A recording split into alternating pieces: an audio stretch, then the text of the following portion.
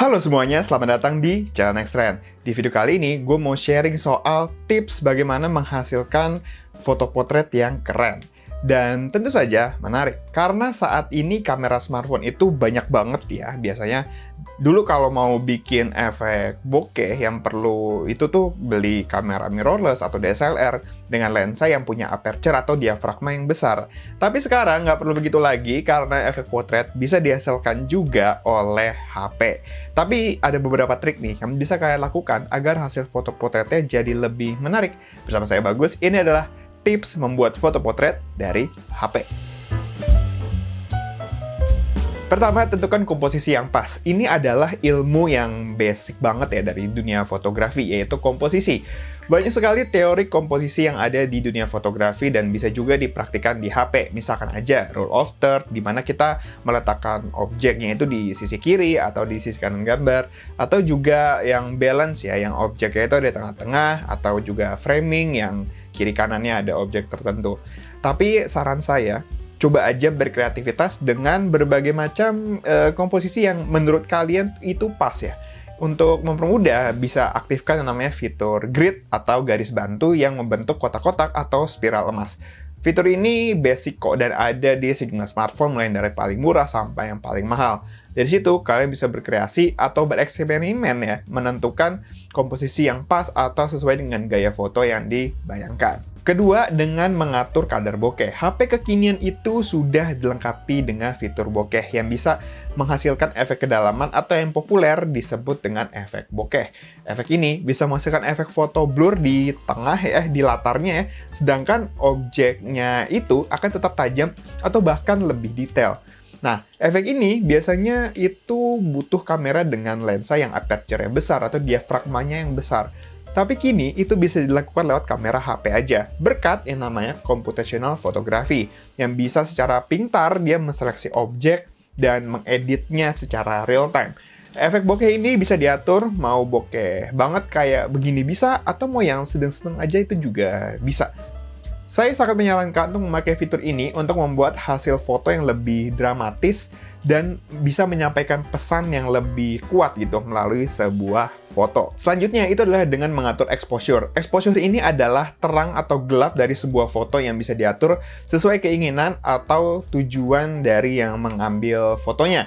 Trik ini sering dilakukan ketika ingin mengambil foto dalam kondisi backlit ataupun keinginan dari si fotografer untuk mengatur terang dan gelapnya. Exposure ini bisa diatur dengan cukup mudah, tanpa harus masuk ke mode pro. Ketika ingin mengambil foto, kalian tinggal ketuk aja titik fokusnya, klik dan tahan icon matahari, lalu naik dan turunkan slider yang muncul. Maka tingkat kecerahan atau exposure-nya itu nanti akan berubah. Untuk memudahkan, jangan lupa pencet icon gemboknya, supaya dia nanti terkunci nilai exposure-nya. Karena kalau nggak dikunci, nanti exposure-nya itu akan kembali ke mode default-nya. Nah, cara ini sering juga digunakan saat kondisi foto tuh punya latar yang sangat terang, atau istilah kerennya tuh backlit ya, untuk membuat objek foto jadi lebih terang atau lebih terlihat. Nah, menentukan exposure juga bisa jadi sarana bagi kreativitas ya pengguna saat mengambil foto dengan berbagai macam variasi cahaya. Lalu yang cukup penting, ini menurut gue penting banget, itu adalah fokus pada satu objek. Pada awal ya, foto potret itu sering digunakan untuk menangkap kepribadian atau karakter seseorang, terutama pada wajah ya, dan suasana di sekitarnya, baik latar ataupun kondisi cahaya. Meskipun seiring berjalannya waktu, memang nggak ada aturan yang baku dari jumlah objek dalam pengambilan foto potret. Tapi saran saya agar pesan dari foto itu dapat tersampaikan dengan lebih kuat, dengan lebih baik, ya mending pakai fokus pada satu objek aja. Saat fokus pada satu objek tertentu, fotografer biasa dapat menangkap dan menyalurkan pesan tersebut melalui karya fotonya kepada yang melihat.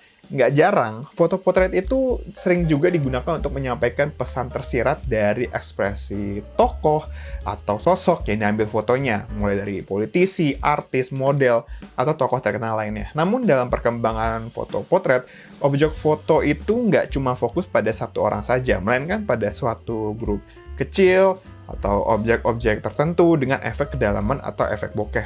Bahkan, foto selfie itu sebenarnya juga termasuk ke potret ya, atau lebih tepatnya disebut dengan self-portrait. Terakhir adalah manfaatkan efek atau filter yang ada di HP. Nah, berkat yang namanya computational photography, HP itu kini bisa menghasilkan berbagai macam efek filter foto yang menurut gue sih unik-unik banget ya, dan menghasilkan pesan-pesan tertentu dalam sebuah foto. Misalkan aja nih, Oppo Reno series yang udah beberapa kali dikasih fitur-fitur potret yang menarik, kayak ada AI Flare Portrait, dia bisa menghasilkan efek bokeh dengan tambahan efek kilauan cahaya seperti menggunakan kamera beraperture besar. Efek ini dapat membuat efek bokeh yang nggak cuma sekedar ngeblur aja background-nya, tapi dia bisa mengeluarkan detail-detail cahaya yang ada di latar kayak lampu lilin, gedung, dan berbagai macam sumber cahaya lainnya. Lalu ada juga fitur potret warna AI yang dapat menseleksi latar secara pintar untuk menjadikannya hitam putih, sehingga HP itu nggak hanya membuat efek bokeh aja. Dengan efek-efek seperti ini, sekalipun kualitas fotonya itu tetap terjaga, kalau menurut gue tetap baik secara kecerahan, ketajaman, dan detail berkat optimisasi yang dilakukan kamera Oppo Reno series di luar mengandalkan hardware yang ada. Itulah tadi tips-tips mengambil foto potret biar hasil foto kamu nggak biasa aja dan semakin estetik. Semoga tips ini bisa membantu hasil foto kalian jadi semakin keren lagi. Sekian dari Bagus, jangan lupa untuk like dan share video ini, tulis juga di kolom komentar pendapat kalian soal video ini, follow semua sosial media Nextrend yang ada di deskripsi, kunjungi juga situs nextrend.com untuk update berita teknologi terkini. Jangan lupa buat subscribe dan tekan tombol loncengnya juga buat yang belum. Buat kalian masih keluar-keluar, jangan lupa ya untuk jaga protokol kesehatan dan vaksin kode kesempatan supaya kita bisa ketemu lagi di lain kesempatan. Terima kasih sudah menonton, sampai jumpa di video-video Nextrend berikutnya.